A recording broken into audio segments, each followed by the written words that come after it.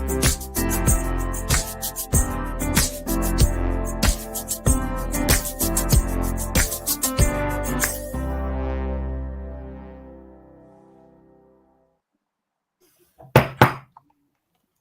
everybody. Welcome to CripChat, your weekly podcast for everything disability. Today I have with me Ibby, Jonathan, Shar, and myself. Today we're going to be talking about cost of living for people with disability. Please like and share. And if you got any comments, please put it in the comments. And Ibby. Thank you very much, David. Awesome. Thank you for that, David. So how's everyone doing? How you doing, David? All good. Hopefully all good. Just feeling a bit stressed because of... Oh, yeah. Same here. Yeah, cause no good with today's society as well. The cost of living is going up indeed. So tell us, David. Tell us, what's the situation like with you in terms of your finance? Finances, once upon a time I was able to save, now I can't. And why is that? I guess everything's expensive. I went to the shops the other day. Same amount of things, actually less than the same amount of things I bought before. I used to pay $50. Now I paid 120, and that's even less than I bought before. Oh wow! Yeah, look, David, same here. Look, I guess for me the cost of living is terrible. Yeah, everything's gone up. From what it was, before COVID. Even before that, things were very much affordable. You can, I guess, get as many groceries as you can. But now it's all just chaos. Okay, we gotta look for ways to, save our money just to, I guess, earn a living. Also, the actual the interest rate. It's just up there. Yeah. That's right. It makes it hard for us to, save to buy a house, for example. Because they have, skyrocketed. They've gone through the roof. Yeah, tell me about it. But at the end, if you even buy a house, it's hard for you to pay it back. Yeah, mortgages and whatnot. Don't get me started on those. Yeah, just financial stress. Financial stress here, there, and everywhere. If anyone's listening, if they've got any comments they want to write, please do. And if they're finding anything that's hard, we're talking about people with disabilities. Now, we've got the NDIS. The NDIS helps, yes. Yeah. But is that enough anymore? The NDIS is good to fund our and support by can't fund the cost of daily living. Yeah, it does fund our care and support, but it doesn't fund our cost of living. I know that, but that cost of living is on top of that. Yeah. So it's also hard to distinguish between the two. And I know what is covered by the NDIS and what is not as well. But in saying that, like Jonathan said, the NDIS only covers things that are reasonable and necessary in your lives. And even with that, there's financial stress because people aren't getting the budget that they need. They're getting Yeah, and also, low funding. if you, what about the carers? The carers probably aren't getting enough,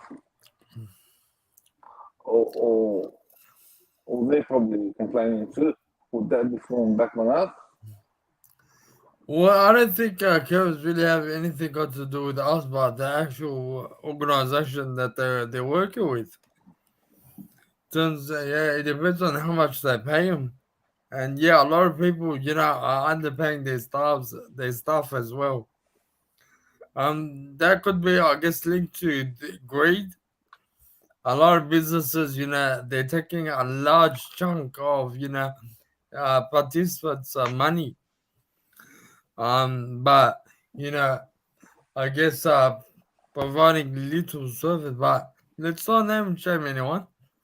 But that's the reality these days, and the cost of living, the cost of getting supports is very it's expensive these days. It's going up, and so we're limited to how many hours of services we require. What about us people with disability trying to keep our funds sort of secure and not get ripped off or get overcharged? So it's very important to know what you're paying for exactly, so Is you don't get ripped off, and you're not is left vulnerable. is there a way of securing that, making sure you aren't getting ripped off, and a guide where you know what someone can and can't charge you?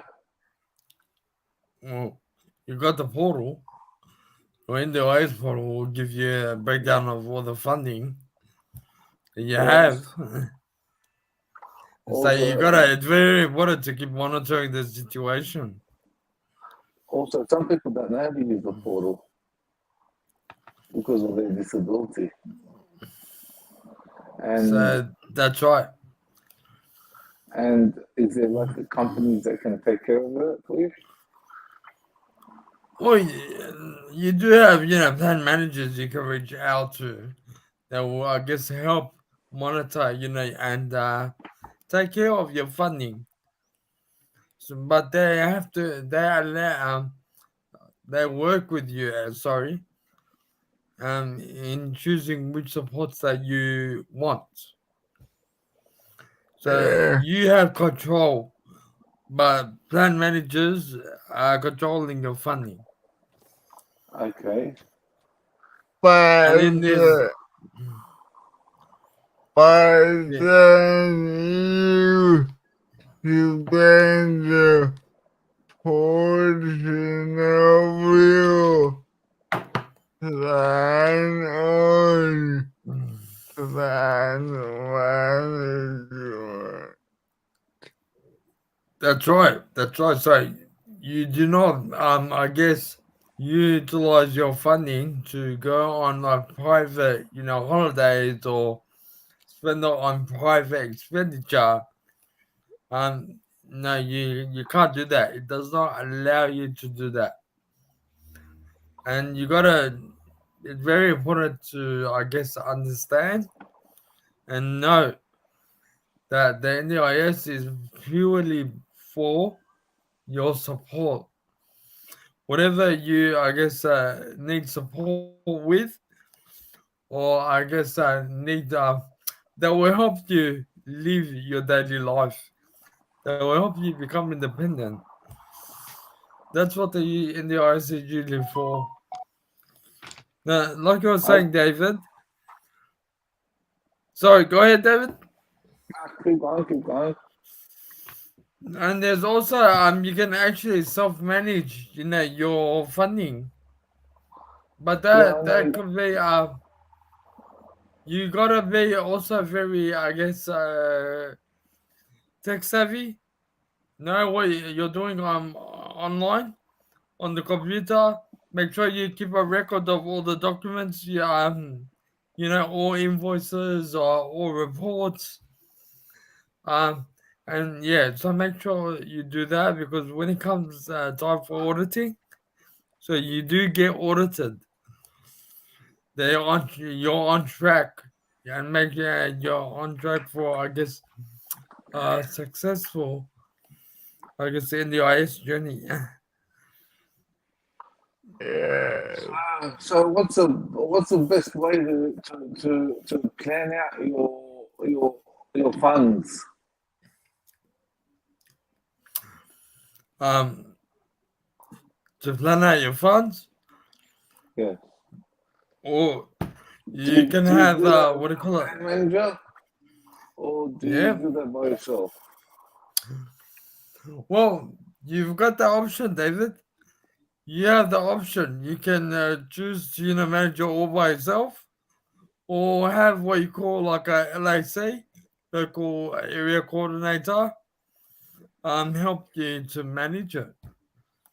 Uh, and in terms of And like choosing services out there, you've got what you call a support coordinator who will direct you to these services. and and if you need more funds and you're thinking of these funds aren't running out, what do you do? Is there a plan B? Well, there's something called a review. So if you feel that you're running out of money and your plan still has a long way to go, you can apply for a review. Usually you can send an email through, or you can fill out an online form. And Jonathan, is there any other way? is there another way, Jonathan? Or you can contact the Oh yeah, give Is him a that call. you give them a phone call? So sometimes some people don't know how to send emails. If you're one of those, or unable to send emails, or unable to know who to talk to, call the NDIS. Do you know the phone number? I'm pretty sure I do, and I'm putting it in the chat. This is the number for the NDIS. For those that are out there that want to contact the NDIS, they can do it through this number. Is it Okay, one so three this hundred is number? no, it's 1-800-800-110. 1 eight There hundred you go, eight David. hundred 110. Okay, and sometimes you don't overdo your monthly funds.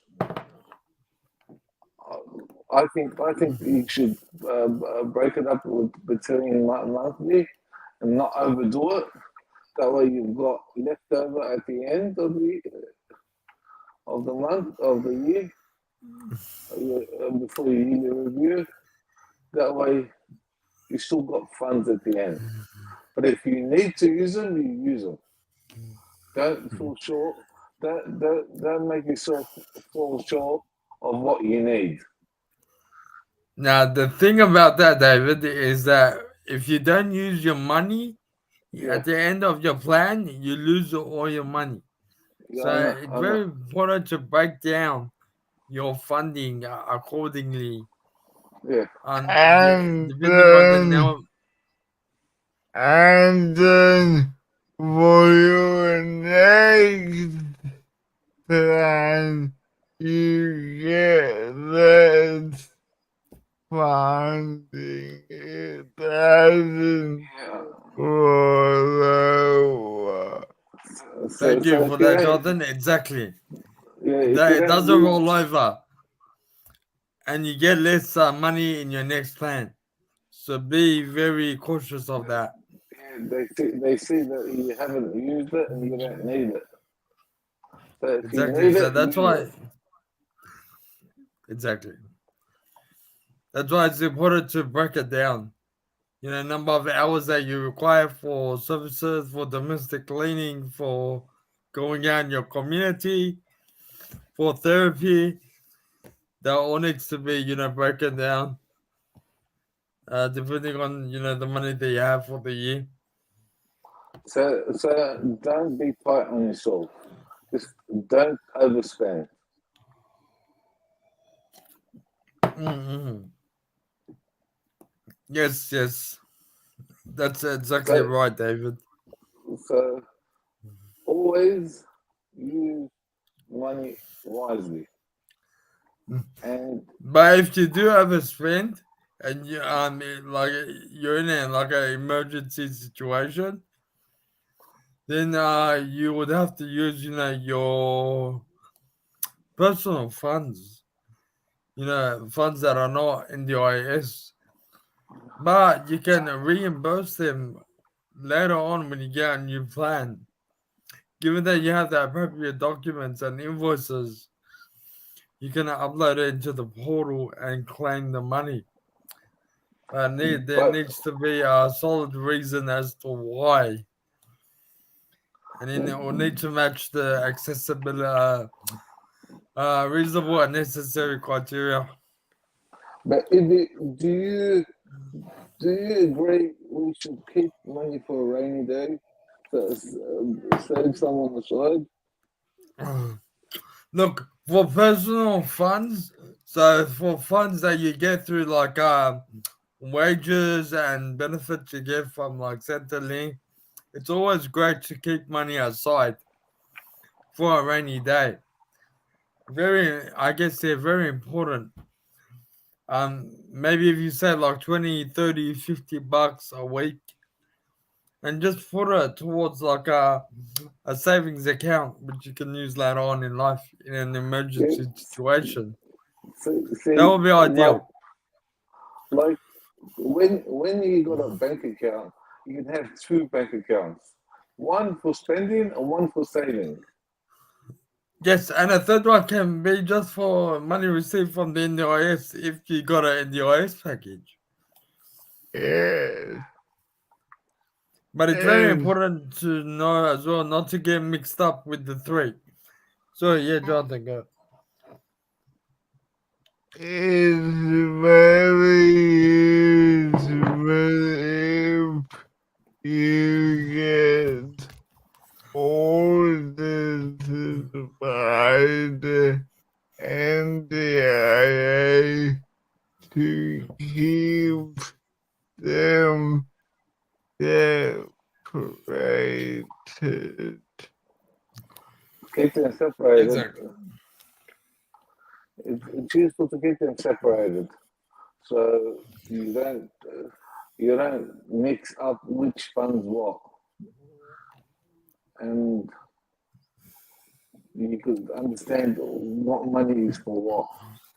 Because when you mix them all together, they are hard to, you can overspend. Yep. Yep. Exactly. Exactly. So in saying that, And and any further? and if you do have friends that have disabilities, always ask them if you can help them. If they ever need help, tell someone else. Let them Mm. know.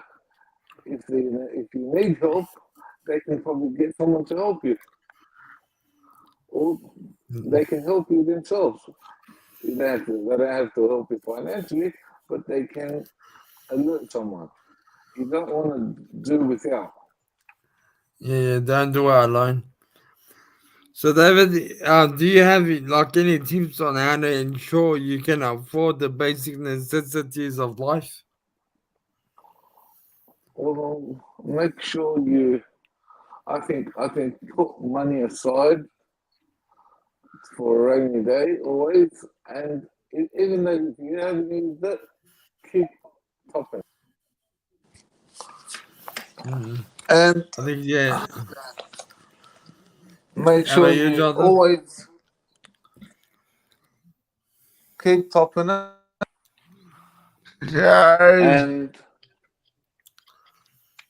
prioritize what you need. Prioritizing, very yeah, important. Yeah, prioritizing your needs always, always. yeah.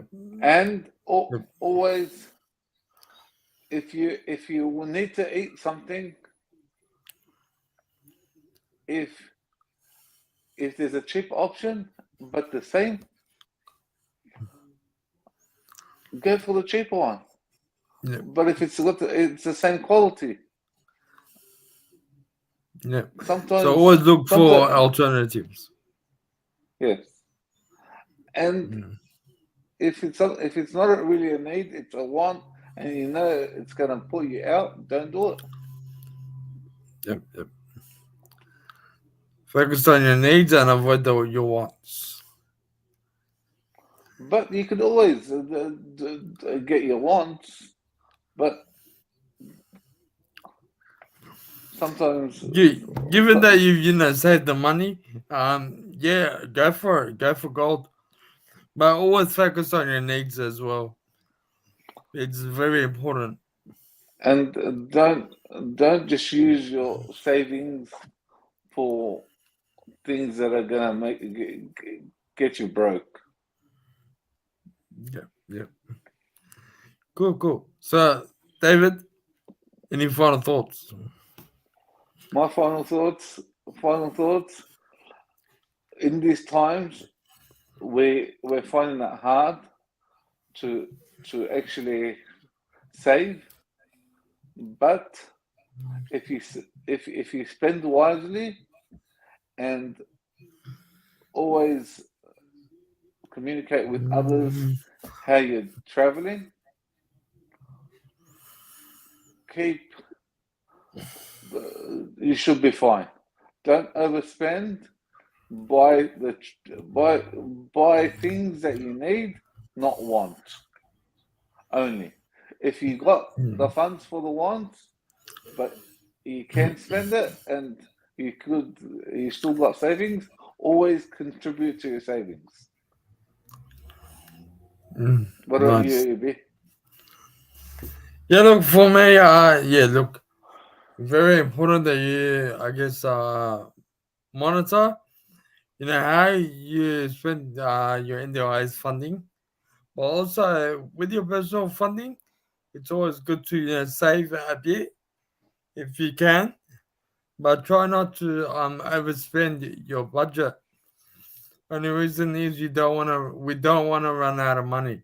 At this day and age where everything's expensive, everything's going up, we need to be careful of how we spend our money. So it's always good to, look after your money and make sure you're financially stable. Uh, Always talk to a professional if you do need that help.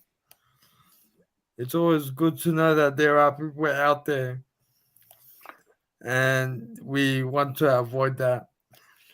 How about And you, also Jonathan? use plan managers, which Yeah. can help you plan your funds.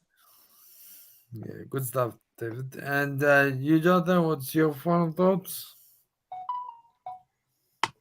My final is always live within your means, and if you're struggling, reach out. Very Yeah, that's important. good. Well, Very if important. you're struggling, always reach out. Very important. Thank you for that, And Jonathan. live within your means. Exactly. Anyways, you have been watching CripChat, your weekly podcast on disability. Join us next week as we talk about more things It's very late. Goodbye for now. Please like and share. God bless.